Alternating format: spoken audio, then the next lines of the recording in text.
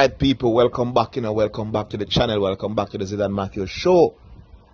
And once again, I encourage the viewers to hit that subscribe button, hit that like button, share the content with your sport loving friends. Comment in the comment section, tell me what your thoughts are. So today now, we are going to talk some schoolboy football. The last time I do a video about the field of play in terms of what is happening on the field was in the first round. We were still in the first round. Good, so now we're in the second round. And we are at the round of 16 for both competitions. So, separating the men from the boys, yeah? Alright? So first we want to start with the Dacosta Cup. And let me just say, I've seen nothing to let me believe that my pre-season favorite, the favorite that I had in pre-season, Glenmuir, is not going to lift the Dacosta Cup this season. I don't see nothing. Nothing. From a Glenmuir standpoint, I don't see nothing. I don't look at anything from Glenmuir standpoint to say, yo, because them have everything. As I said before, I don't think they have any special players, But they have a good coaching staff. Coaching staff is doing good football, ball, play. And they have really good players. So they have recruited and developed very well. More so the development, because this is some player with it for quite some time now. And them are go deal with it.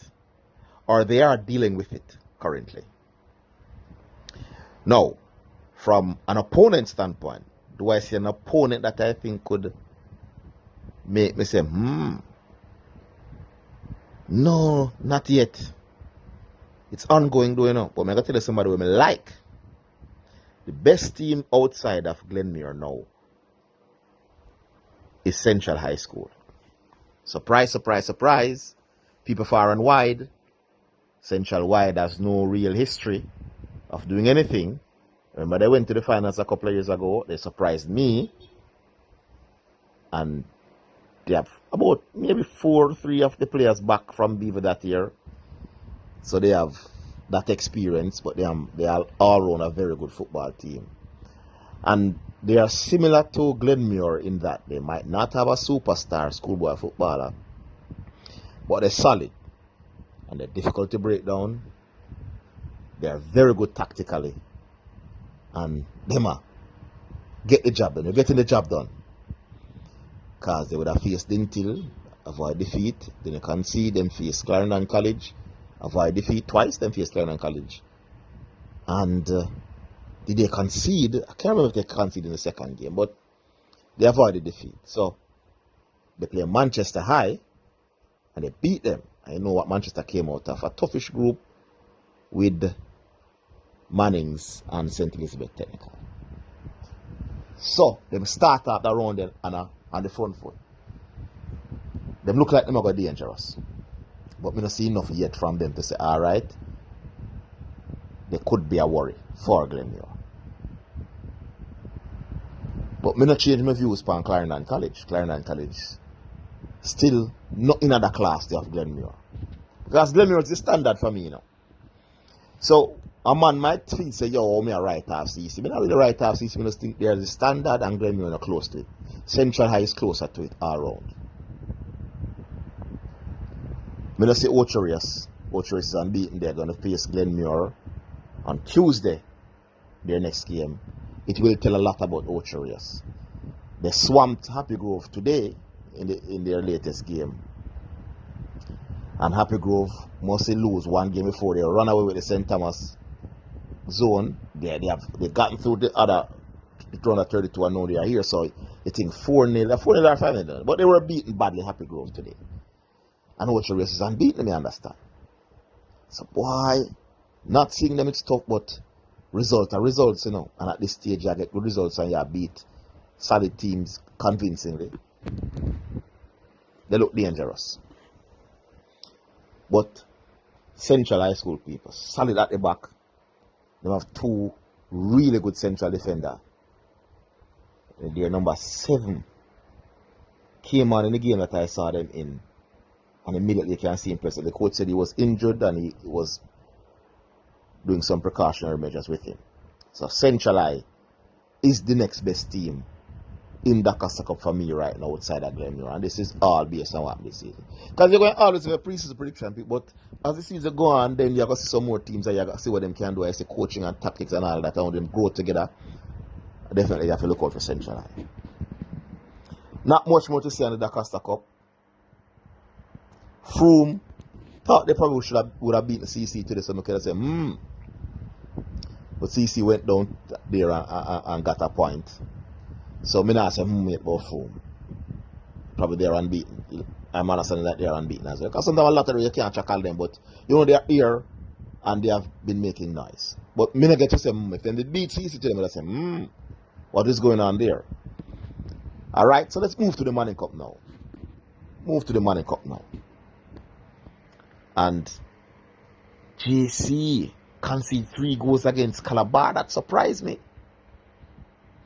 Man. 3 goals. They don't concede 3 goals at this stage as a team like JC. What went wrong? I'm concerned.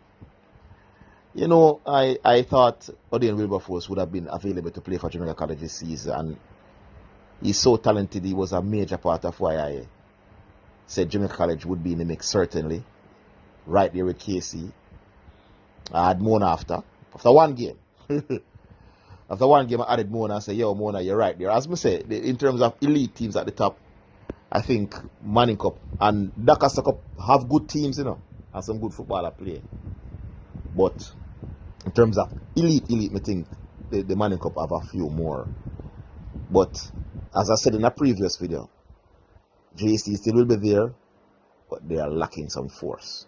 That was the headline, and that's Odion Wilberforce. Casey are grow and grow. And I'm not surprised that Casey is going to get better and better. I know Vassar Reynolds. I know how he goes to work. He doesn't try and win the Manning Cup in the first round because you can't. It's smart. You have some teams them come in, them have something to prove. They set the house on fire in the first round, they might dominate. And they run out of steam, they don't peak at the right time. It's not a league format. So some victories are more important than some. So you pick the team at the right time. And I think Vassar Reynolds is really good at picking his teams at the right time. So Casey are growing and get better. They thrash Idle 6-1, and I'm not surprised. And they'll have some good players over there. Ronaldo, the captain. And within old people, and there's a lot of schoolboy football and a lot of names. Captain, he plays for Cavalier. Jackson, Kenyani Jackson, 2 really good schoolboy footballers. Some teams will do well. Some teams that got challenged will do well with 2 players like this in them team. They are match winners. They can turn a game on its head. But unfortunately, the weakest defense of the teams with real talent, because they have 2 real talented players and they have some others, they are the worst defensively. Because St. Jago conceded 6 against Mona, but I don't think St. Jago will have a big talent over there. So I'm saying 2 really good defenders, or even one good defender who can lead. Because the defense position is a position where you need at least that one player who can say, this is where you should be. Motivate other players. Send him go mark. Guide him at the game. See the game, can read the game to help his teammates. You at least need one of those. I don't have none. And then the players who they have, they're very inexperienced, it seems, and weak. So I'm not surprised that them get beaten badly. It's a pity because they do rate the 2 players. I rate Barrett, Ronaldo Barrett, yes, and Kenyana Jackson. And both are Cavalier players. So you understand what the theme with Cavalier over the last decade.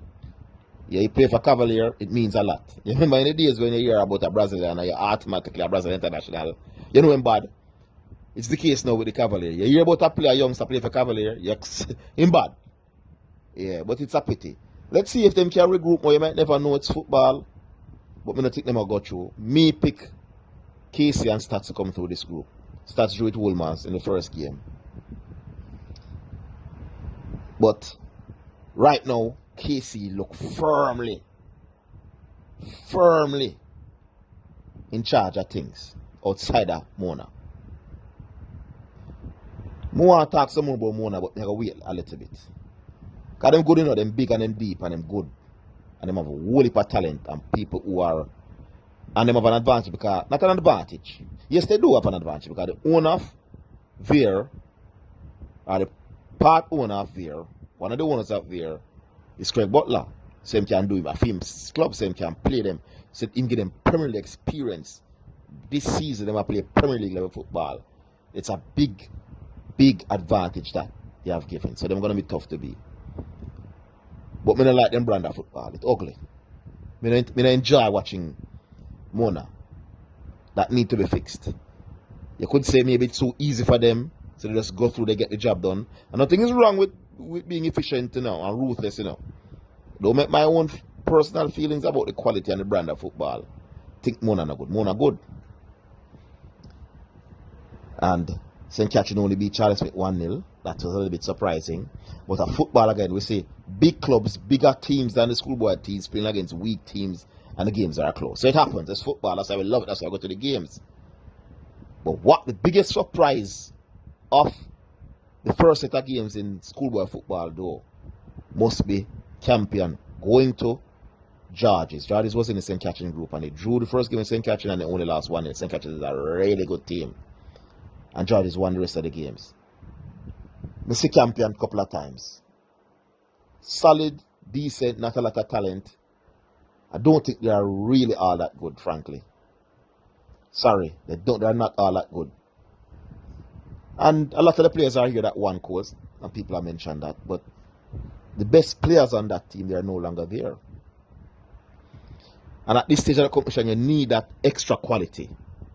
So them solid, can compete, but they are not all that good to take it to the next level. They don't have that extra star quality. I'm not talking about no Whisper, no Alex Marshall. I'm just talking about that extra. And they did have a player, Kyle Myers, who was really good at 14, and it will be 2 years now. He would have been 16 going 17, ripe to take the Manning Cup by storm. But him not there, and the other one not there either. So they miss out on that regard. But this time a little rundown. Let's have a little rundown, people. We don't have Casey in my top 3 from the start of the season.